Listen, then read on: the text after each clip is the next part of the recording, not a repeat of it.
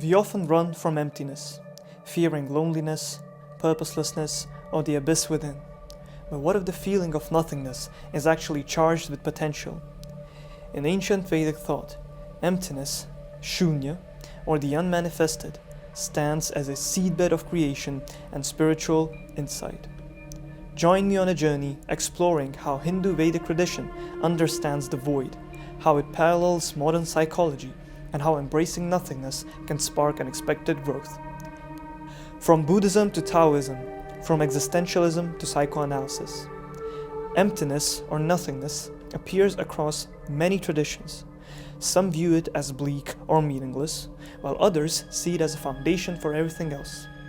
In certain strands of Hindu thought, particularly in the Upanishads, ultimate reality is described as beyond name and form, implying a dimension free from all attributes. Instead of labeling emptiness as hopeless or dreadful, the Vedic viewpoint often paints it as a womb of infinite possibilities. Before forms arise, there is a silent, formless ground.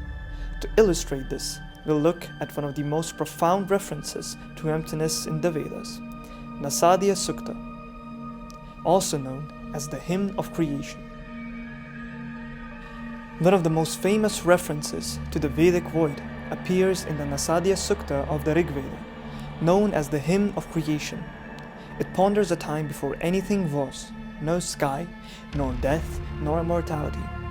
Everything was enveloped in darkness, but out of that indescribable state arose the seeds of creation.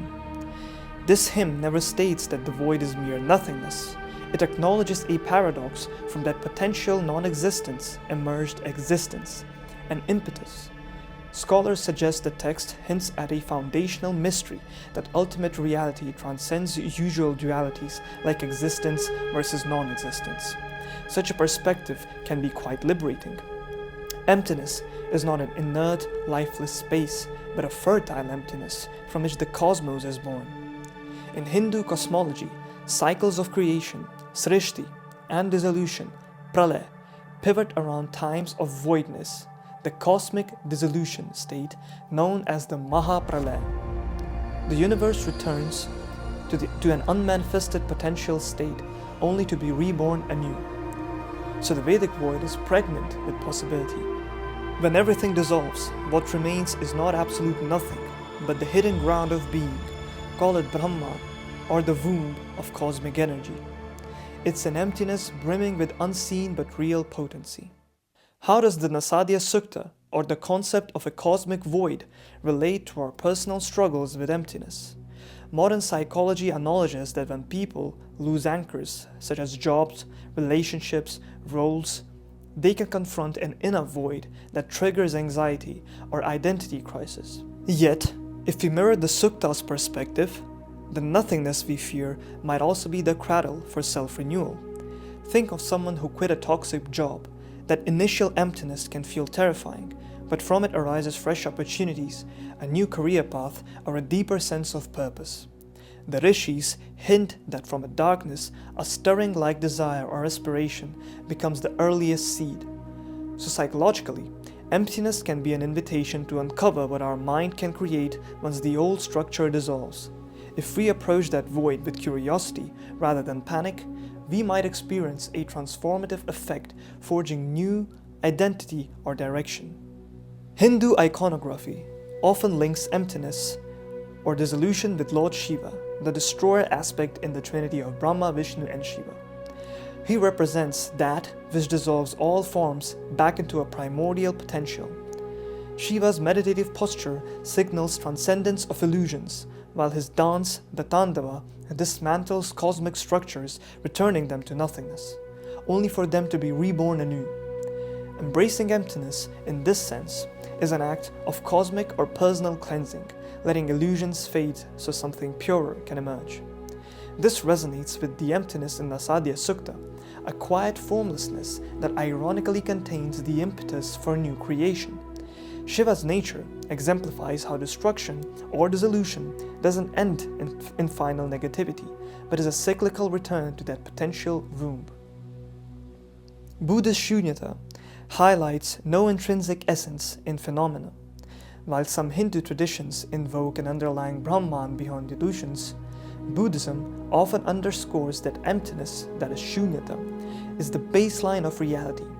Yet both systems caution that clinging to forms or illusions brings suffering. Jean-Paul Sartre focused on nothingness as the gap enabling human freedom but also angst. Rollo May, an American existential psychologist, suggests that facing this emptiness can spark creativity. Ralph Waldo Emerson, American transcendentalist, encourages a personal introspective approach, stepping outside societal norms to find deeper unity. While he doesn't call it a void, his emphasis on solitude and self-reliance resonates with the idea of creating from an open mental space. William James, an American philosopher and psychologist, touched upon the edges of consciousness where uncharted potential thrives. He believed an open experimental attitude can birth fresh insights, mirroring the Nasadiya Sukta's notion that from the unmanifest, new existence can arise. In quantum physics, some theories describe the vacuum state, seething with virtual particles. Though not exactly the Vedic worldview, it poetically aligns with the concept that nothingness is dynamic, not inert. The Sukta's unmanifest darkness could be likened to a quantum void, brimming with emerging potential. By examining these parallels, we realize emptiness transcends cultural boundaries. From Vedic sages to existential or American transcendentalists, many see the void as a transformative space. The Nasadiya Sukta stands out for acknowledging that even the divine might not fully grasp the primal origin. In modern terms, that's a powerful reminder of humility in the face of the unknown, and a chance to see emptiness as a creative womb rather than a barren chasm.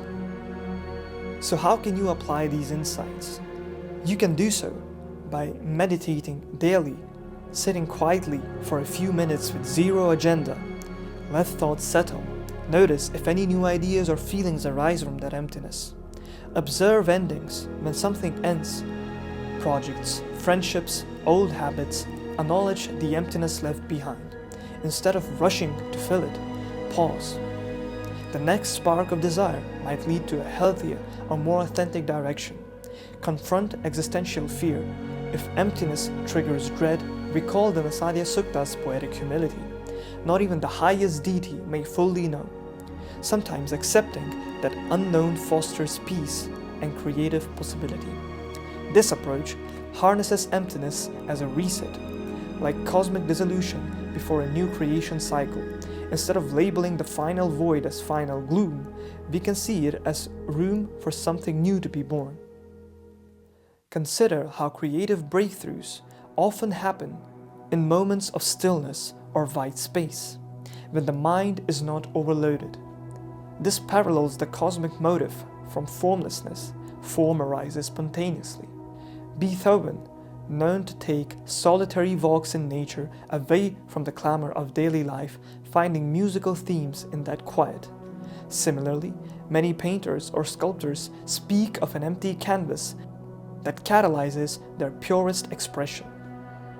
Even Bob Dylan mentions how some of his best lines emerge from sort of a mental vacuum. He'd just stop trying too hard and phrases would flow. Albert Einstein admitted many breakthroughs came during idle moments, like imagining riding a beam of light. Free from external noise, his mind could wander theoretical frontiers. Similarly, J.K. Rowling confesses to receiving some of her best ideas during quiet train rides or introspective pauses, moments that foster the entire Harry Potter universe. These examples from music, tech, and literature underscore a common theme. Creative emptiness is a space in which new forms coalesce, reminiscent of the Nasadiya Sukta's notion of a primordial stir in the silent void. Instead of hustling 24/7, these innovators harness a deliberate emptiness, be it a solitary walk or daydreaming on a train, to let fresh mental seeds germinate. So just as cosmic creation emerges from the unmanifest, personal innovations often spring from this mental zero point that intangible space free of overload or stale ideas. It's a potent demonstration of how emptiness, far from being worthless, can catalyze inventive leaps. In the Nasadiya Sukta, we find an invitation to wonder rather than rigid answers. Emptiness is not a terrifying negation. It's an unfathomable possibility, whether we face personal life transition, creative blocks, or existential questions. The Vedic perspective suggests emptiness may be the silent matrix from which renewal emerges. May the reflection ease the fear of nothingness in your journey. Embrace that empty space, the unmanifest, and see what new seeds of insight, purpose, or creativity appear. Thank you for watching.